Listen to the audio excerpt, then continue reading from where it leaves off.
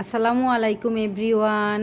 যারা বাসায় দই তৈরি করতে ভয় পায় তাদের জন্য এই ভিডিওটি আজকে শেয়ার করলাম আপনাদের সাথে। আমি সম্পূর্ণ ননিযুক্ত 3 লিটার করে 6 লিটার দুধ জাল দিয়ে গরম করে ভালো করে শুকিয়ে নিয়েছি। 2 লিটার করে নিয়েছি 3 লিটার দুধকে।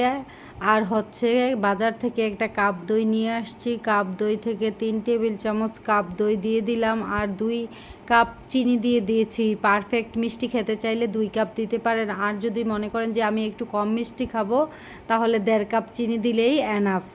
কারণ আমি 3 কেজি দুধকে শুকিয়ে 2 কেজি করে নিয়েছি। সো চিনির সাথে আমি দইটাকে ফেটিয়ে নিলাম। ফেটানোর পরে আমি দুধটা দিয়ে দিলাম জাল করা। এখন হচ্ছে পালা হচ্ছে মেশানোর পালা। উপর থেকে নিচ করে 10 থেকে 15 বার এরকম করে ফেনা, যতক্ষণ ফেনা উঠবে ততক্ষণ পর্যন্ত আমি দুধটাকে ভালো করে দইয়ের সাথে ফেটিয়ে নেব, যেন ছানা না হয়ে যায় বা জমাট না বাঁধে। এই জন্য এই কাজটাকে আপনারা তাড়াতাড়ি করবেন।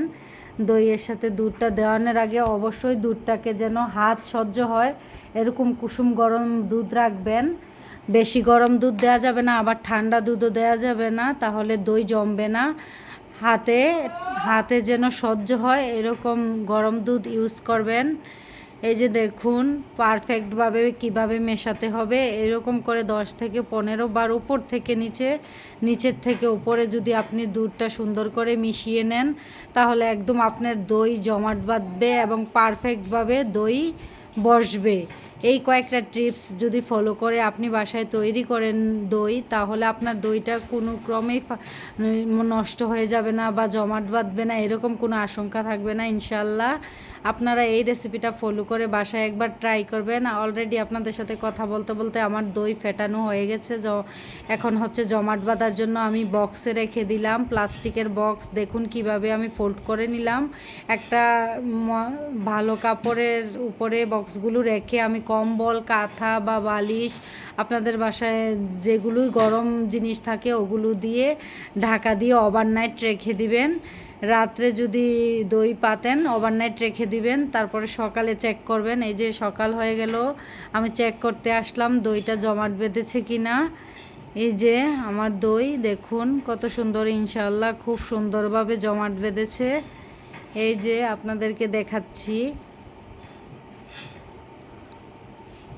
ইনশাল্লাহ অনেক সুন্দর হয়েছে দেখুন। এখন হচ্ছে ফ্রিজে রেখে দিবেন। ফ্রিজে রাখলে দইটা আরও জমাটভাবে বাঁধবে। যদিও একটু পাতলা থাকে বা দইটা একটু হালকা থাকে প্রথমে গরম অবস্থায়, যখন আপনি ওভারনাইট রেখে কাপড়গুলো খুলবেন তারপরে অনেকটাই গরম থাকে, তারপরে ফ্রিজে রাখলে অনেকটাই জমে যায় বা বসে যায়। এই যে দেখুন আমি ফ্রিজ থেকে অনেকক্ষণ আগে নামিয়ে ফেলেছি, এই জন্য আমারটা একটু মানে দই কাটলেই তো পানি চলে আসে। সো এই যে দেখুন একটু পাতলা পানি চলে আসছে, কিন্তু দইটার কোয়ালিটি দেখলে আপনি বুঝবেন যে দইটা কেমন হয়েছে খেতে, আর এত সুস্বাদু। আল্লাহ হাফেজ সবাইকে।